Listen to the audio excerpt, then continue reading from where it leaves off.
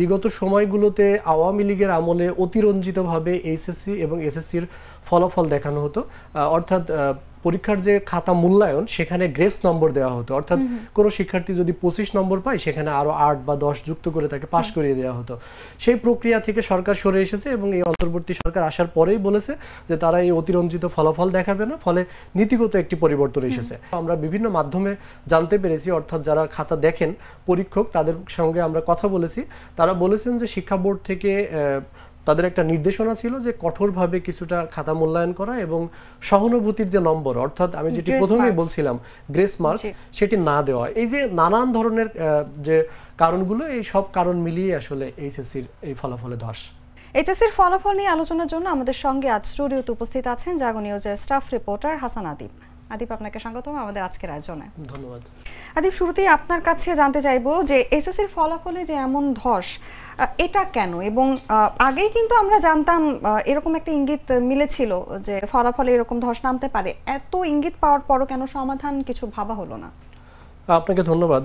আপনি বলছেন যে এইচএসসি ফলাফলে যে ধস, আসলে ধস কতটা হয়েছে সেটা সম্পর্কে যদি আমরা প্রথমে দর্শকদের জানাই, তাহলে দেখব যে গত বছরের চেয়ে এবার যে পাশের হার, এবার পাশের হার 58.83%। গত বছর চাইতে এবার কিন্তু প্রায় 18 পাশের হার কমেছে এবং একই সঙ্গে প্রায় 5,08,000 শিক্ষার্থী এবার ফেল করেছে, অর্থাৎ ফেলের হারও প্রায় 42%। অর্থাৎ বলা যায় যে একটা বড় অংশের শিক্ষার্থীরা এই উচ্চ মাধ্যমিকের চৌকাঠ পেরোতে পারেনি। তারা আসলে ফেল করে অনেকটা ড্রপ আউট বা শিক্ষা জীবন থেকে ছিটকে পড়ার মতো একটা পরিস্থিতিতে তারা পড়েছেন। আপনি বলছিলেন যে আসলে ধস কেন, এবং ধসের ব্যাপারে আগেই যেহেতু অনেক আলোচনা হচ্ছিল, সেহেতু কোনো পদক্ষেপ নেওয়া যায়নি কেন?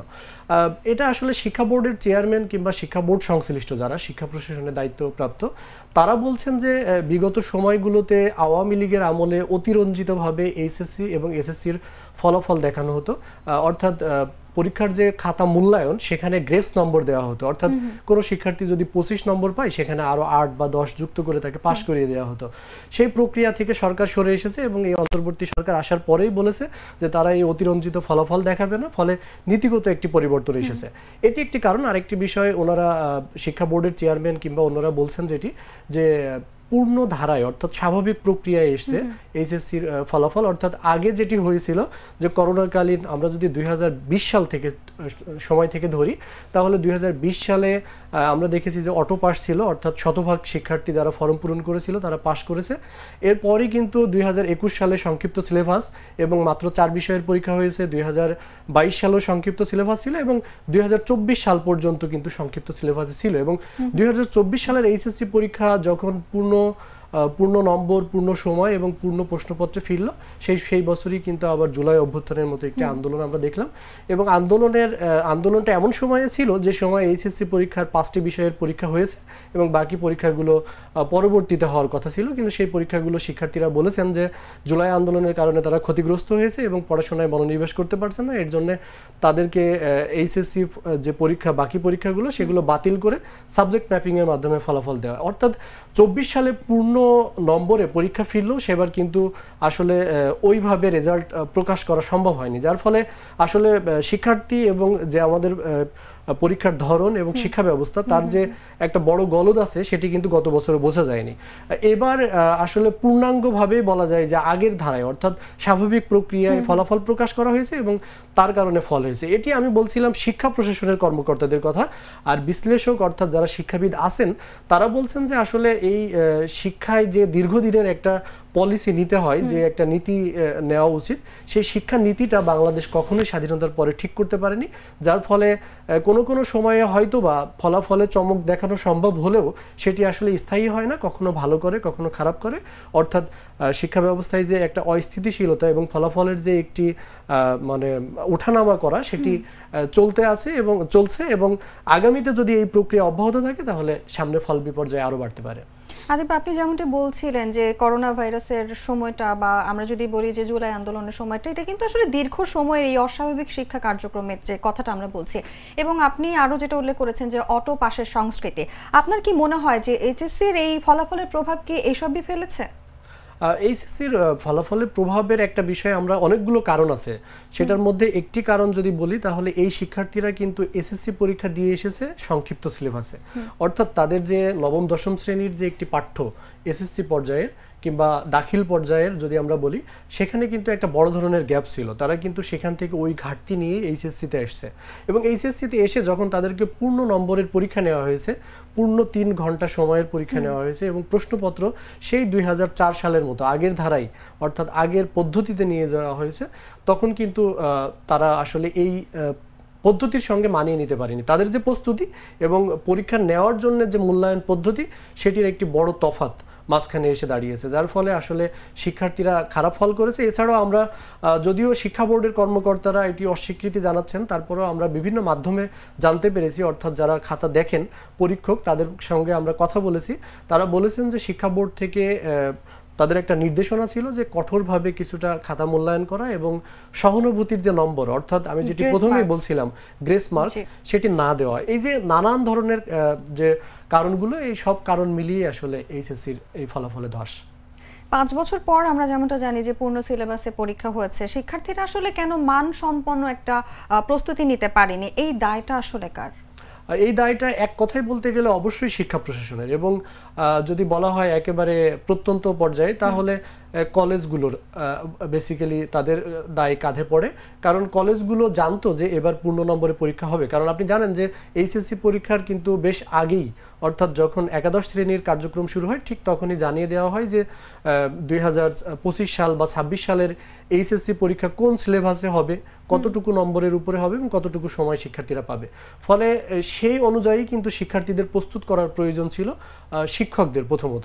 দ্বিতীয়ত এখানে অভিভাবকদের এক ধরনের মানে অবহেলা আছে, যে অভিভাবকরা আসলে শিক্ষার্থীদেরকে যেভাবে কেয়ার করা দরকার সেটা করা হচ্ছে না, গাইডলাইনের যে প্রক্রিয়াটা সেটি হচ্ছে না, এটি একটি বড় কারণ।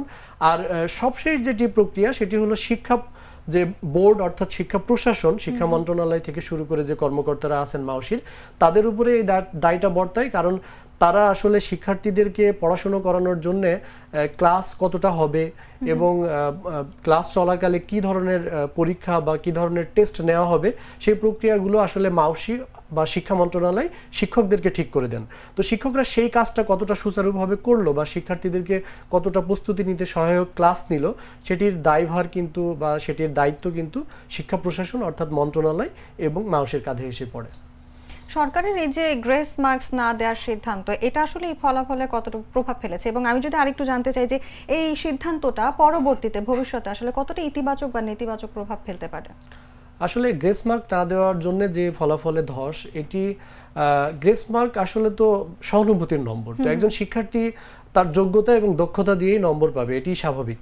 কিন্তু সেই প্রক্রিয়ায় শুধু শিক্ষার্থীকে দায়ী করা সম্ভব নয়। আমি অনেক শিক্ষাবিদের সঙ্গে আজকে কথা বলছিলাম, যেমন ঢাকা বিশ্ববিদ্যালয়ের আইইআর এর সাবেক একজন পরিচালক, তিনি যে শিক্ষাক্রম এখন আমাদের চলছে 2012 সালের, সেটির প্রণেতাদের অন্যতম অধ্যাপক সিদ্দিকুর রহমান, তিনি বলছিলেন যে আসলে শিক্ষার্থীদেরকে যথাযথ প্রস্তুতি না নিয়ে তাদেরকে ওইটাই পদ্ধতির যে মানে পরীক্ষা, সেই পরীক্ষায় যখন আপনি ঠেলে দিচ্ছেন তখন শিক্ষার্থীদেরকে গিনিপিগ বানানো হচ্ছে, এবং এই গিনিপিগ বানানোর ফলে তারা যে বড় একটা অংশ ফেল করছে বা ফলাফল খারাপ করছে, এতে মানসিকভাবে ভেঙে পড়ছে, তারা যে উৎসাহ অনুপ্রেরণা হারিয়ে ফেলছে শিক্ষায়, এটির দায়ভার শিক্ষা ব্যবস্থার।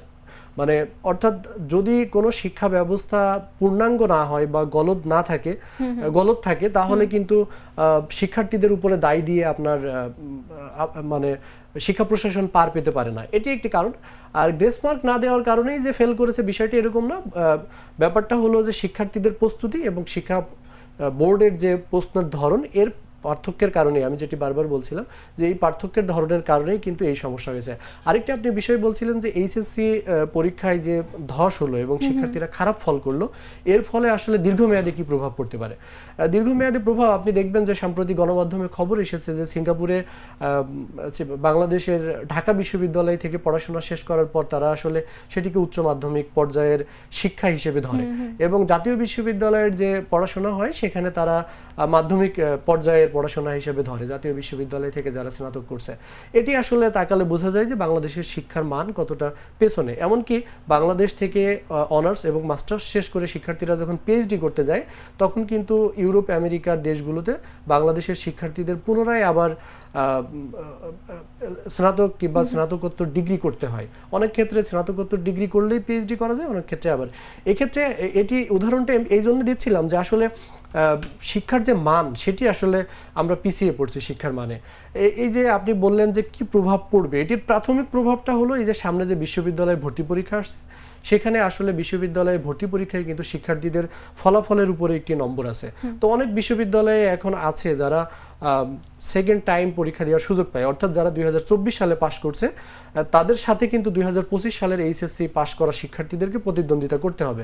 সেখানে কিন্তু এসএসসি এবং এইচএসসি রেজাল্টের উপর একটি নম্বর নির্ধারিত থাকে। আপনি জানেন যে ভর্তি পরীক্ষায় কিন্তু 0.25 নম্বরের জন্য শিক্ষার্থীরা কয়েক হাজার পেছনে চলে যায়। ফলে অনেক মেধাবী শিক্ষার্থী যারা হয়তোবা অনেক বেশি মেধাবী এবং ট্যালেন্টেড, তারা কিন্তু এই ভর্তি পরীক্ষায় পিছিয়ে পড়বে প্রথমত। এবং ভর্তি পরীক্ষায় পিছিয়ে পড়ার ফলে অনেক সময় অনেক মেধাবী শিক্ষার্থীও কিন্তু শিক্ষা জীবন থেকে হারিয়ে যায়, অর্থাৎ তাদের পড়াশোনার শেষ স্তর এইচএসসি পর্যন্তই হয়। এটি একটি প্রভাব পড়বে। দ্বিতীয় প্রভাবটি হবে যে আপনার দীর্ঘমেয়াদে যে শিক্ষার, অর্থাৎ এইচএসসি পাশ করার পরে বিশ্ববিদ্যালয়ে গিয়ে তারা যখন বিশ্ববিদ্যালয়ের সিলেবাস পড়বে, তখন কিন্তু বিশ্ববিদ্যালয়ের ওই সিলেবাসের সাথে তারা মানিয়ে নিতে পারবে না। অর্থাৎ মানের ক্ষেত্রে একটা ঘাটতি থাকবেই। এবং এখন যারা পাশ করলেন এই ধরনের সিলেবাসে পড়ে এবং এই ধরনের ফলাফলে একটি ধস নিয়ে যারা পরবর্তীতে উচ্চশিক্ষা নেবেন, তাদেরকে কিন্তু একেবারে কর্মজীবন পর্যন্ত ভুগতে হবে এবং বাংলাদেশ রাষ্ট্রটাকেও ভুগতে হবে।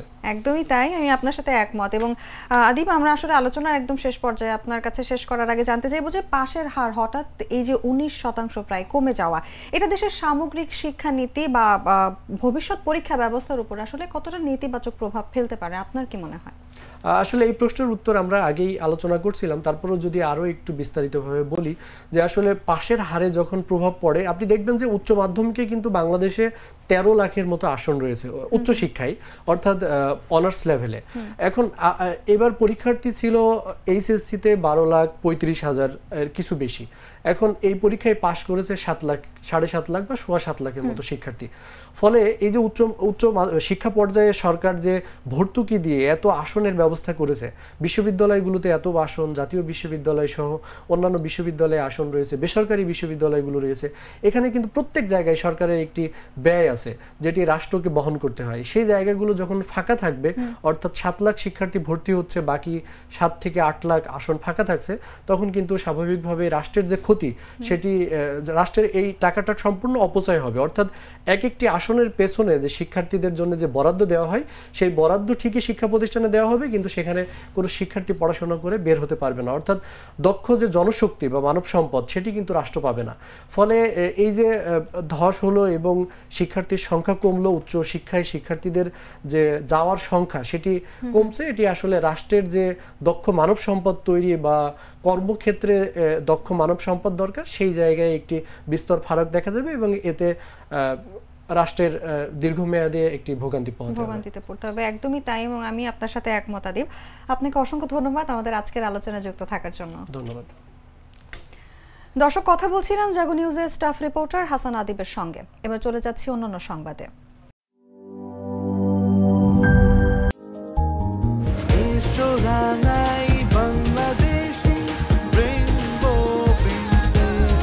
রেইনবো পেইন্টস, ছড়াও জীবনের রং।